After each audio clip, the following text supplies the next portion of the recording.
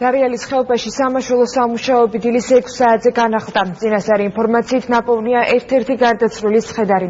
გაწმენდითი პროცედურები მიმდინარეობს, თუმცა უცნობია, როდის აღდგება საქართველო-რუსეთის დამაკავშირებელი ცენტრალური მაგისტრალი და სატრანსპორტო მოძრაობა. ადგილზე გეოლოგები კვლავ მობილიზებულები არიან და მათ რამდენიმე საათის წინ დევდურაკის მყინვარი კიდევ ერთხელ შეამოწმეს. რა ხდება დამეწყრილ ტერიტორიაზე? უახლესი ინფორმაციით ლევან ჩხაიძე ჩაგვირთვება. დილამშვიდობისა ლევან, როგორია ბოლო ინფორმაცია დაკარგულების და აღდგენითი სამუშაოების შესახებ?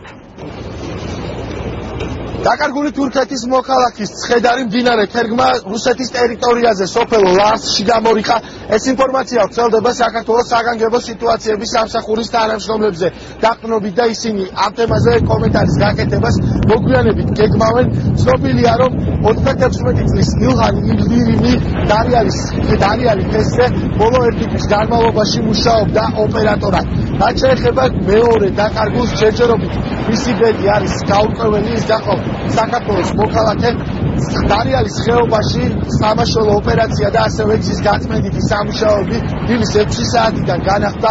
აქ შემოყვანილი არის დამატებითი ტექნიკა და როგორც საგზაო დეპარტამენტის თავმჯდომარემ განაცხადა, უკვე დღის ბოლოს შესაძლებელი იქნება იმ თარიღის დასახელება, როდესაც მოხდება გზის ბოლომდე გასუფთავება და საქართველო-რუსეთის დამაკავშირებელ ცენტრალურ მაგისტრალზე აღდგება მოძრაობა. დილის 6 საათიდან განახლდა სამუშაოები, შეყვანილია ყველა საჭირო მძიმე ტექნიკა ადგილზე.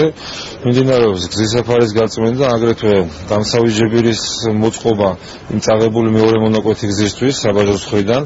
იქიდან ხარისხის გადაყვანილია ტექნიკა. იმასთან დაკავშირებით ჩემი ინფორმაციით არის მხოლოდ ერთი ადამიანი ნაპოვნი რუსეთის იქიდან მხარეს ვლადიკავკაზზე. დღეს აპირებენ იდენტიფიცირების გაკეთებას და სავალოდ გვეცვენება არის თუ არა ეს ზუსტად ეს თურქი მოქალაქე. მუშაობდა 20 ერთეული მძიმე ტექნიკა და სამუშაოები შეწყდა ღამის დადგომასთან დაკავშირებით, თუმცა ჩვენ გეგმავთ, რომ დილით გამთენიისას ადრიანად დავიწყოთ და განვაახლოთ სამუშაოები და ამ ღამის განმავლობაში ჩვენ უკვე მოვიძიეთ და მოვახერხეთ დამატებით 10 ერთეული მძიმე ტექნიკის მობილიზება. საავტომობილო გზების დეპარტამენტი სახელმწიფო სამშობლო კომპანიასთან ერთად სრულად არის მობილიზებული. ადგილზე წარმოდგენილი არის ყველა სახის მძიმე ტექნიკა, რომლითაც უზრუნველყოფილი იქნება მაქსიმალურად ოპერატიულად გზის სავალი ნაწილის აღდგენა და შესაბამისად მოძრაობის გატარებას. ძალიან ძნელია კონკრეტული დღეის თქმა, თუმცა შემიძლია საზოგადოება დავამშვიდო, რომ მაქსიმალურად შემჭიდროებულ ვადებში ჩვენ შევძლებთ აღვადგინოთ ეს გზის სავალი ნაწილი და მოძრაობა აღდგენილი იქნეს რუსეთის მიმართულებით.